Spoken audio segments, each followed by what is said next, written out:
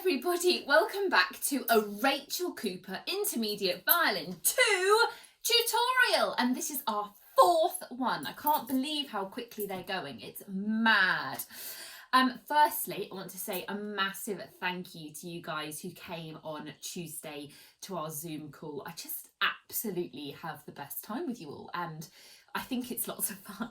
Well, I have lots of fun. I hope you have some fun too. And I hope that you learned something new that perhaps you didn't think of before. So we did our Zoom call, didn't we, on the Vaughan Williams. And I will not be talking so much about Vaughan Williams in this tutorial. In fact, probably not at all. I'm going to use this tutorial to set you up for the weekend and your practice for with the Paganini. Because I feel like if I don't do it now, I don't want it to be too late next week.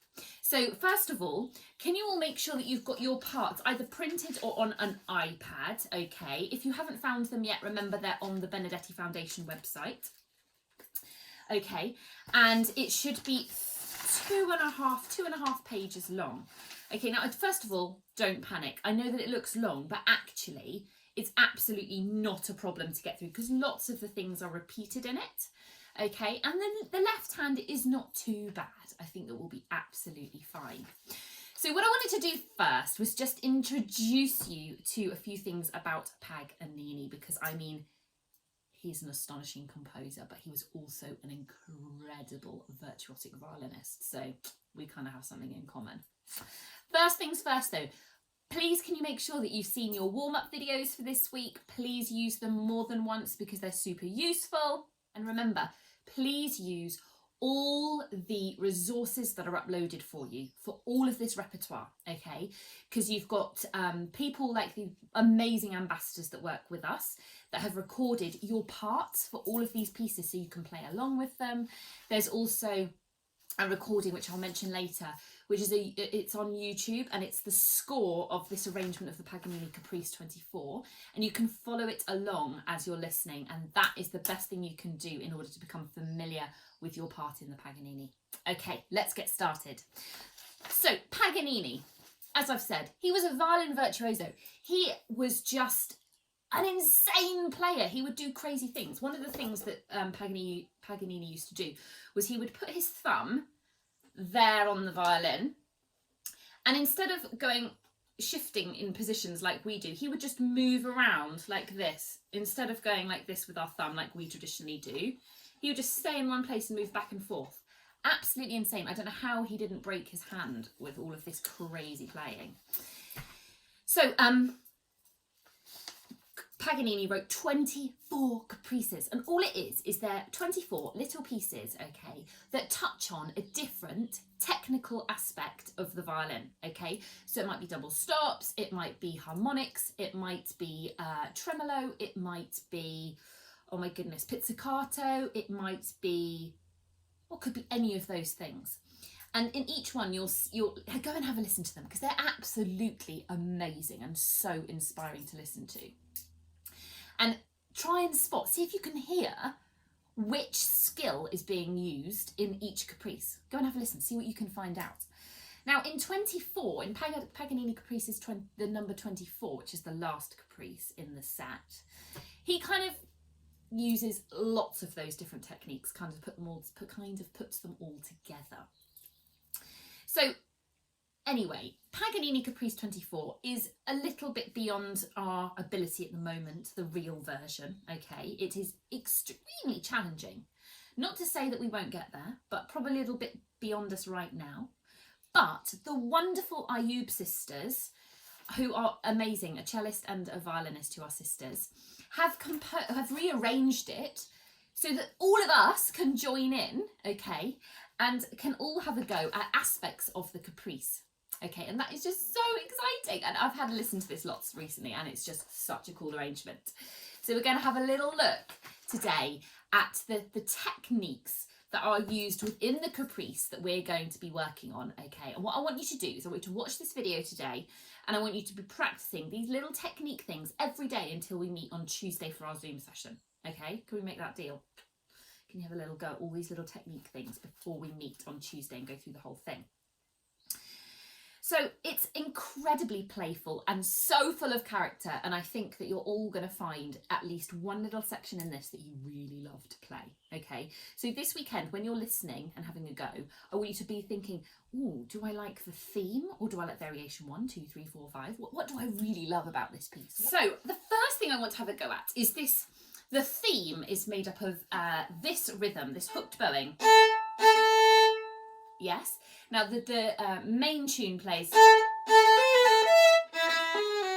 and so on, okay? And we're going to play simply just the yum ba-dum. Now if you look at your music, you'll see that the semi-quaver, now I think it's called a 16th note, is got a dot on, okay? So it's not, the rhythm is not, it's, yes, a bite to the semi-quaver. So what I'd like us to do is just try practicing this exercise first. So what you're going to do is you're going to put your bow on the string and you're going to put it at the tip, about, I don't know how much that is, maybe 10 centimetres from the tip. Okay, and you're going to make sure that you've got some bite in the string. Now, it doesn't mean you're pushing in the string, but it means using your thumb to bite the string, okay? And if you use your other hand, you can test to see if your bow comes off the string. If it comes off too easily, then you haven't got any grip in the string, okay? So make sure you've got some grip in the string, okay? Then what we're going to do is we're going to do like this. We're going to go 1, 2,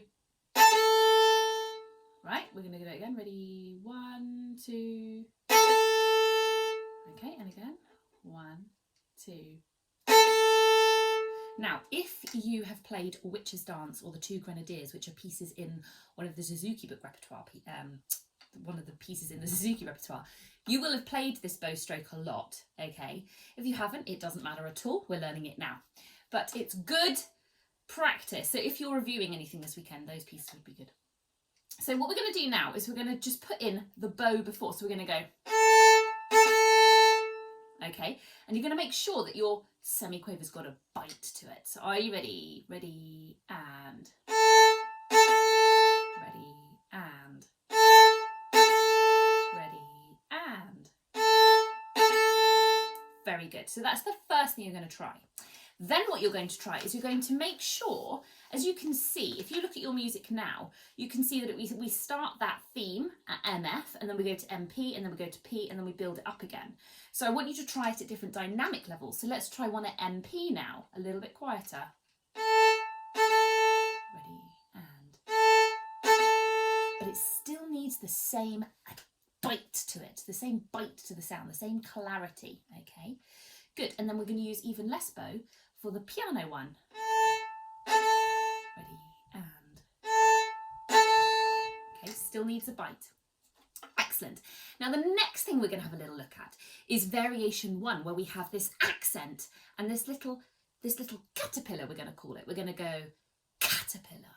So there's 4 notes which make the word caterpillar. Okay, and what we're going to do is we're going to say it first before we play it. So can we all say this? Caterpillar. Ready, say, caterpillar. Great. Except if you look at your music, there's an accent, okay? I'm just going to find a pen. But an accent is that thing that looks like that. It looks like a little arrow above the first note of each of those caterpillars. So it means we need a punch at the beginning of the note. So we're going to go like this. 1, caterpillar, 1, caterpillar, 1, caterpillar. And make sure that you come away at the end of caterpillar. Otherwise it's just caterpillar, which is not right. Okay, that would be an accent on every single note of the caterpillar. But no, okay, so are you ready?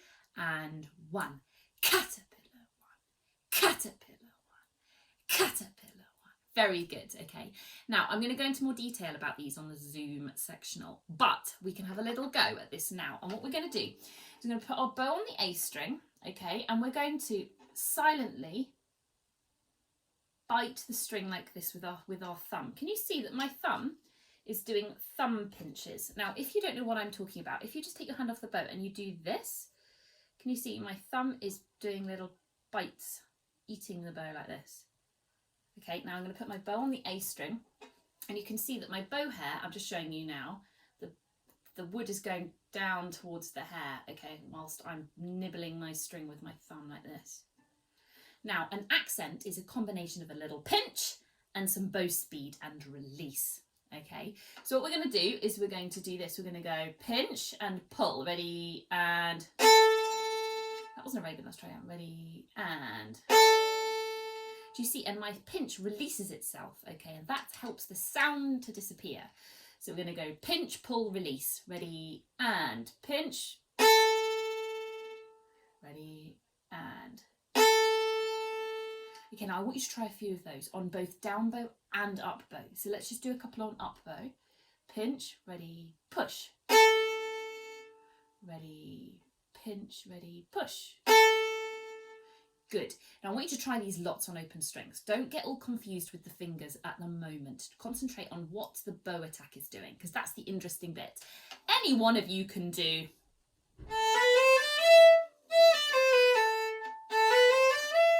Yeah? I'm more interested in the excitement we can create with this thing. Okay? Fantastic. So that's another thing. We're doing accents with release. Woo! So many things. Okay, now the next thing, variation 2. Now this is tricky because we need to have 2 accents in the same direction, okay, but using the same pinching technique, I would like, oh, it starts on an up bow. Ready? So we're going to go,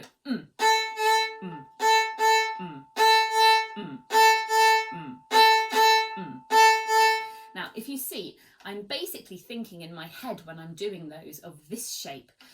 Ba-ya, ba-ya, ba-ya, ring, ring, yes? So try and think that. So we're going to imagine we're playing, but we're just simply going to go ba ba ba ba ba ba ba ba ba ba ba ba. Yes. So have a go on that on an open string, and then start moving your bow. So we're going to go starting on an up bow because it starts on an up bow. We're going to go 1. Well, that was not a. Okay, so have a go at those, please, on some open strings, making sure that the second one isn't lazy.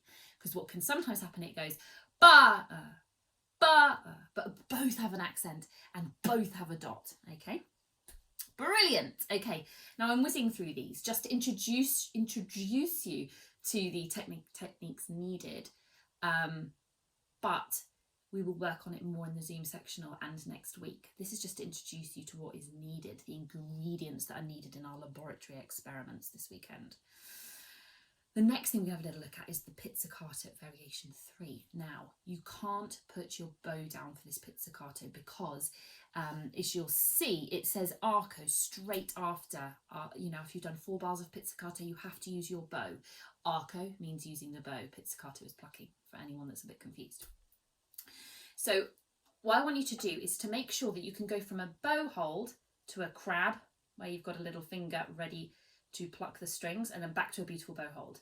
Crab, beautiful bow hold. Crab, beautiful bow hold. Okay. So can you just now have a little go? So you're going to imagine you just played, and then you're going to go straight to the G string. Now notice, please, that I'm playing over the fingerboard. I'm using the fleshy part of my finger. Okay. So when you're practicing this pizzicato this weekend, make sure that we're not doing it here, because it sounds a bit dull and a bit bare, and we want something warm and thick. Okay, cool. And then when you get to the next bit with the bow, you're going to be using the same idea that we talked about for the warlock, where we talked about our 7-stringed violin. Do you remember? And that was a really good way for us to imagine to play both strings without pushing too much. Okay, so I want you to make sure that you fly your bow into the E to practice this, and tip to your imaginary string between E and A, and just have a go at making sure that you're nice and balanced and relaxed with both of your arms, and you can play, yes, a really nice sticky quaver sound. Okay, because remember, if you look at the notes in that bar, it's called arco non divise. That's where I am. Let me just show you. In variation 4, okay? Can you see in variation 4, I'm here, just in case you've lost me. So I've just looked at the pizzicato, and I'm looking at this bit here. And they've got lines above. If you look at your music, it's got lines above, which are called tenuto. And simply, I think I read them to mean a bit stickier, yeah, with the bow, a bit sticky with the bow. So I want them to be, yeah, and then the same on the G and the D string. Okay, so have a little go at those. Like I said, I'm whizzing through these, but I would rather you did these technical things on open strings this week and slowly built in the fingers than rushing in. It's all about using this to speak in different ways.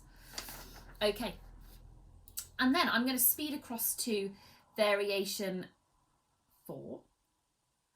And if I said variation 4 before, I'm sorry, I meant variation 3, isn't it? That one's variation 3. We're now on variation 4, okay? Now, a few of you may be wondering what all of these notes mean in variation 4. It's a little bit confusing. Let's look at the beginning of variation 4. That note is, first of all, a harmonic on the A string, okay? It's a harmonic on the A string. So you need to use your 4th finger, make it nice and long, and find your harmonic on the A string. Okay, and all you need to do is touch the string very lightly. Okay, touch the string very, very lightly. If you've not done harmonics before, this is a good time to start. Okay, harmonics are when you play a note very lightly on the violin, but you still need a good bow contact, okay, because you can't make everything too light, otherwise you don't hear it, okay. So strong bow contact, okay, but a very, very light left finger, okay. And so just find your harmonic now on the A string. If you're having trouble finding it, go lightly up the string with your 4th finger like this. And it comes out very clearly. I'll just do it again for you. And also what's really cool about that is you hear like all the other harmonics on the violin on the A string as well. I always think it sounds like a seagull. Listen.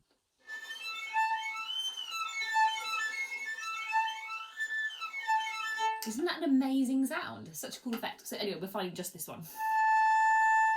Good, and then you'll notice the note has got these lines like this, and that simply means tremolo. So we're going to play it at the tip like this. Okay, now it requires, I'm going to stand up, my head will be cut off, but a very, very loose wrist and fingers, okay?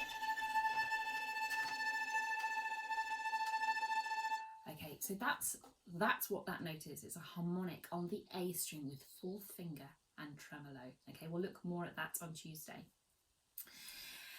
Then we have, which is, I had to ask because I wasn't quite sure, but this is, glissando first of all means sliding up and down the violin, okay, for an effect. And these next 3 bars from 82 to 84 is an effect, okay? I don't want you to get stressed about the notes, it's an effect, okay? And we have to make sure that we're counting, okay? But all we're going to do is it says, do you see it? It says light left hand or light LH, which means a light left hand here for the harmonic, and you're just going to go up and down the violin like this over a period of 6 beats. So you're going to go like this. So you're going to have a pretty good bow contact, yes, because we want to hear the harmonics, but you're going to go like this. 1, 2, 3, 4, 5, 6. Yeah, and so you're going up.